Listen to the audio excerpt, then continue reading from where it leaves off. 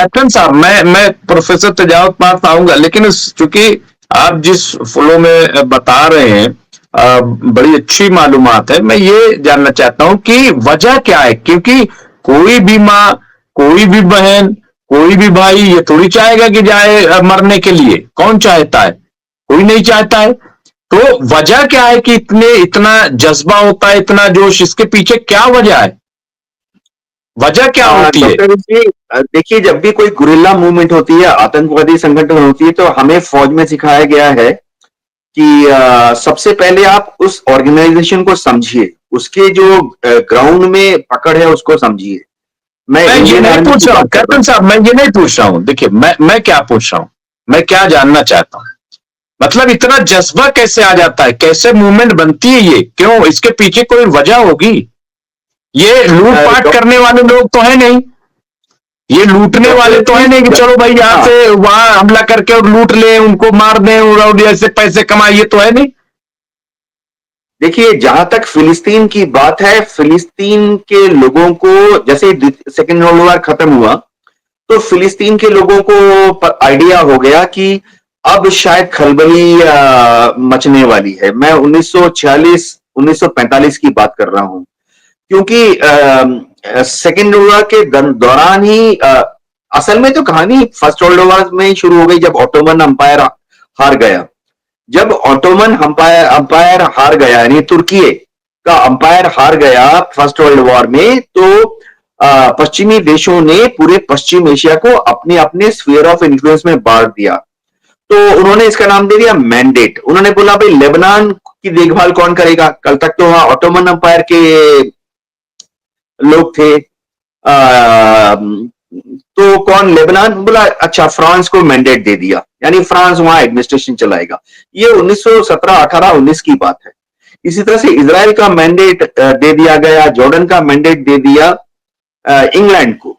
उसका मतलब है इंग्लैंड वहां पर एडमिनिस्ट्रेशन चलाएगा।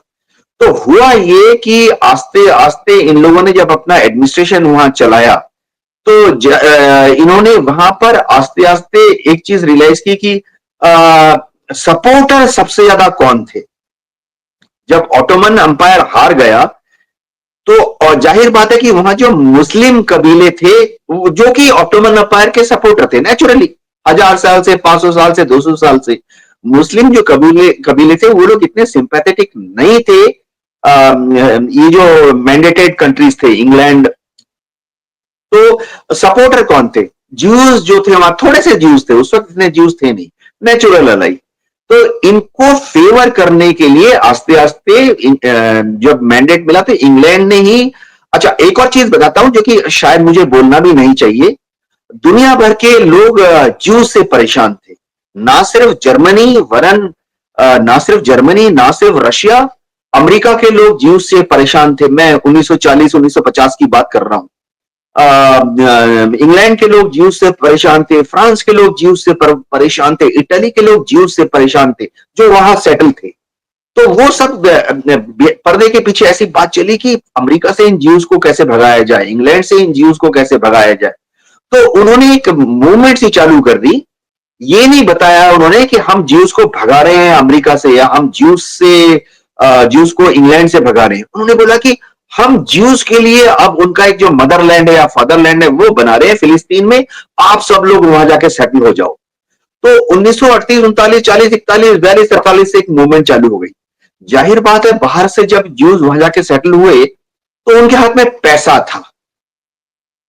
उन्होंने क्या किया? इस पैसे के बलबूते पे, कहीं पे हथियार के बलबूते पे, कहीं पे खरीद कर, कहीं पर किराए पर लेकर फिलिस्तीन कबीलों की जमीन पर ले ली, उनके घर ले लिए। नेट रिजल्ट ये हुआ कि 1947-48 आते आते वहां पर ज्यूज की तादाद इतनी हो गई कि उन्होंने दुनिया भर से second hand tank, second hand हवाई जहाज, जो सेकेंड वर्ल्ड वॉर के वॉर सरप्लस थे। उस जमाने में माहौल ऐसा था कि इंग्लैंड के पास हजारों स्पिटफायर वेम्पायर हैं, $200 में मिल जाते थे। उस जमाने में यूरोप में, पश्चिम एशिया में हजारों अमेरिकन टैंक थे जो कि अबांडेंट थे। सेकेंड वर्ल्ड वॉर के बाद उनकी स्क्रैप वैल्यू थी $100। इन ज्यूज ने उसको खरीद लिया, तो उन्होंने अपनी एक फौज बना ली। वहां से होते होते होते ऐसा हुआ, आज की तारीख में ऐसा है कि इज़राइल में अगर 100 ज्यूज हैं, इनमें से 70 ज्यू ऐसे हैं जिनके दादा परदादा या नाना नानी वहां पैदा नहीं हुए थे, बाहर से आए। जबकि इज़राइल में आज की तारीख में अगर 100 फिलिस्तीन के लोग हैं, ये 100 के 100 ऐसे लोग हैं जिनके दादा दादी नाना नानी फिलिस्तीन में ही पैदा हुए थे। तो उनको दर्द है, दुख है। ये मैं इनके साथ सिंपैथी नहीं दिखा रहा हूं, मैं फिलिस्तीन के लोगों के साथ सिंपैथी नहीं दिखा रहा हूं। ये असली कहानी है कि फिलिस्तीन के लोग नाराज क्यों हैं। तो उन्होंने जब प्रोटेस्ट करना था तो उन्होंने किया, उन्होंने कहा कि हमें हमारा हक वापस दो, हमारी जमीन वापस दो। वो हुआ नहीं। फिर जो हवा चली, 1956 का युद्ध हुआ, 1967 का 6 डे वॉर हुआ, 1973 का यम किपुर वॉर हुआ। यासर अराफात पीएलओ ने काफी कोशिश की कि डिप्लोमेसी की तहत वो फिलिस्तीन के लोगों का हक जो है वापस बहाल कर ले, जो कि ज्यूज लोगों ने छीन लिया था, उनकी जमीन बेसिकली।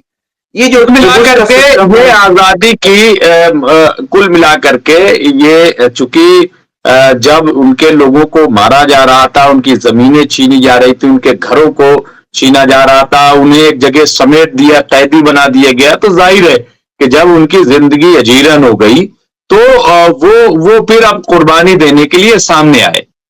और चूंकि हम लोग इसको इसलिए समझ सकते हैं क्योंकि हम भी गुलामी झेली है, हमने भी गुलामी देखी है भारत में, और इसीलिए भारत हमेशा फिलिस्तीनियों के साथ रहा है, क्योंकि हमारे भी नौजवानों ने बड़ी कुर्बानियां दी हैं।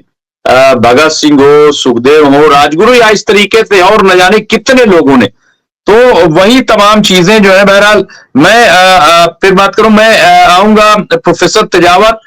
जिस तरह से हम देख रहे चीजों को, सीज फायर हुआ है, लेकिन अभी मैं देख रहा था यार, नूर साहब ने लिखा है कि इजरायली मीडिया भी मान चुका है कि इतिहास से पहली बार इजराइल किसी से हारा। ये चीज एक नंबर दो, ये कि हम देख रहे हैं कि पहली बार ऐसा हुआ था, जो बहुत इंपॉर्टेंट है जिस पर बात करना, कि वॉर जो है वो इजराइल के अंदर दाखिल हो गई। ये शायद इससे पहले कभी नहीं हुआ कि इजराइल के अंदर कोई घुस जाए और जंग, और जिस तरह से रिएक्ट अभी यमन भी कर रहा है, हूती भी हमला कर रहा है। जब ये इजराइल हमला कर रहा है गजा पे, तो उधर वो भी मिसाइल से हमला कर रहा है। तो यानी कुल मिलाकर के कल ही देखा जाएगा कि जंग रुकी कि नहीं रुकी, सीज फायर का क्या होगा। जी तेजावत साहब। बिल्कुल सही कह रहे हैं मुमताज साहब। और दरअसल मैं इन चीजों को थोड़ा सा और ज्यादा आगे, हम आगे के डिकेट्स में ले जाएं। देवनाथ साहब ने बहुत ही मतलब ब्रिलियंट और बहुत सुंदर तरीके से ये बताया कि किस तरीके से ज्यूस वगैरह आए हैं। देखिए, जो उन ज्यूस को जो हासिल करना था, उससे काफी उन्होंने ज्यादा हासिल कर लिया है। जब एक वक्त ऐसा था जब ज्यूस इस बात के लिए तैयार थे कि दरअसल फिलिस्तीन के 2 टुकड़े कर दिए जाए और आधा को इजराइल बना दे और आधा फिलिस्तीन रहे, तो उसके लिए वो तैयार थे। पर अगर उनसे ये कहा जाए कि क्या आप इसके लिए तैयार हैं, तो वो उसके लिए तैयार नहीं है, क्योंकि उनको जितना छीनना था उससे काफी भी ज्यादा छीन चुके हैं। तो अब वो मसला नहीं है। अब ये है कि दरअसल जो वेस्टर्न फोर्सेस हैं, वो इस इजराइल को एक तरीके से वो अपना एक प्लेटफॉर्म बना के वो बाकी का ये जो पूरा जो सेंट्रल एशिया है उस पर वो पूरा कब्जा करना चाहता है।